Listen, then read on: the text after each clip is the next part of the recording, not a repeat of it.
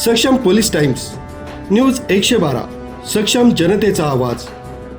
Nashik road परिसरातील राहुल नगर येथील पारा ॲव्हेन्यू सोसायटीमध्ये काळजाचा थरकाप उडवणारी घटना घडली आहे. एका इमारतीची लिफ्ट 4थ्या मजल्यावर जात असताना अचानक वायर तुटल्याने थेट तळमजल्यावर कोसळली. या भीषण अपघातात 3 महिला आणि एका 4 वर्षांच्या बालकासह एकूण 4 जण गंभीर जखमी झाले आहेत. विशेष म्हणजे गौरी मकवान या केवळ 3 महिन्यांच्या बाळंतिणी असून त्यांच्या मुलीच्या बारशाचा कार्यक्रम सुरू असतानाच दुर्घटना घडली.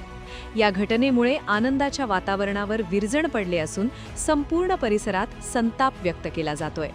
लिफ्टच्या दुर्घटनेत गौरी अभिजित मकवान, 4 वर्षीय हर्षित अभिजित मकवान, वैभवी मंगेश मकवान, मनस्वी मंगेश मकवान जखमी झाले असून त्यांना ओम रुग्णालयात दाखल करण्यात आलंय.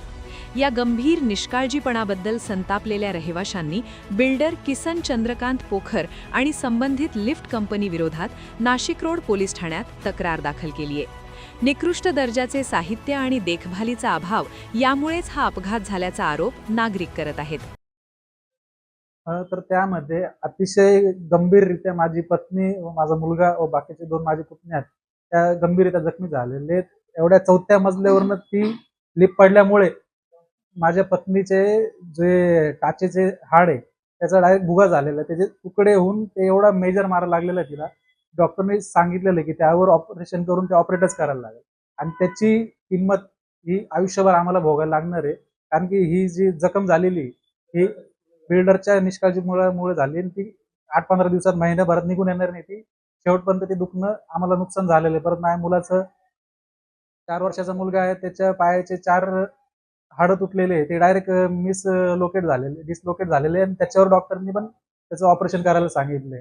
आणि ज्या 2 माझ्या पुतण्या आहे त्याच्यातली जी मोठी 10 वर्षाची वैभवी मकवान तिचं मणक्यात क्रॅक आलेला आहे त्या गोष्टीमुळे.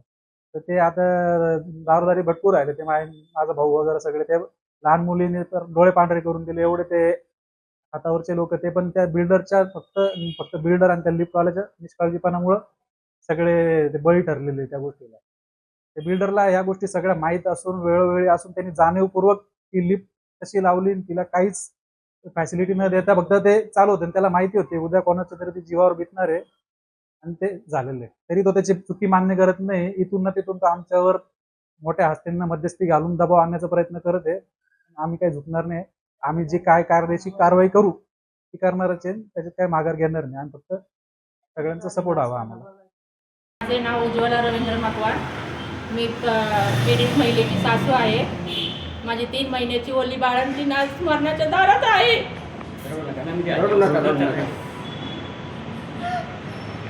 केवळ बिल्डरच्या निष्काळजीपणामुळे हा सगळा घोळ झालेला आहे. त्याने अजिबात लिफ्ट चांगली दिली नाही. तर सतत त्या लिफ्टचे प्रॉब्लेम यायचे, सतत मध्येच बंद पडायची. लहान पोरं येतात जातात सेपरेट, तर त्यांचा किती वेळेस जीव धोक्यात आलेला आहे या लिफ्टमध्ये. आणि काल शेवटची घटना म्हणजे 3ऱ्या मजल्यावरून माझी वल्ली बाळंतीण 3 महिन्याची 3 लेकरं घेऊन दान दिवशी ती लिफ्ट खाली आली. आज जर तुझ्या जीवाला काही बरं वाईट झालं असतं मी काय केलं असतं? लिफ्टची वेळोवेळी सर्व्हिसिंग होत होती का? नाही, सर्व्हिसिंग अजिबात नाही. त्याला फोन केला का कोणतरी ते दाढीवाले शेंबडे यायचे 2 आणि काहीतरी कुटकुट करून निघून जायचे. झाली लिफ्ट चालू. आपण कंप्लेंट केली आहे. सगळे फोन करतात पण फोन उचलत आणि एवढं होऊन पण बिल्डर नाही आलाय आणि कोणी अधिकारी पण नाही आलाय. माझी पोर तिथं मरणाच्या दारात आहे पण त्या बिल्डरने अजून फोन करून विचारलं नाही कोणी काही आलेलं नाही चौकशी करायला. नाशिक रोड पोलिसांनी या प्रकरणाचा वरिष्ठ पोलीस निरीक्षक जितेंद्र सपकाळे यांच्या मार्गदर्शनाखाली तपास सुरू केला असून अशा प्रकारे निष्पाप नागरिकांच्या जीवाशी खेळणाऱ्या बिल्डरवर कठोर कारवाई होणार का याकडे सर्वांचे लक्ष लागलंय.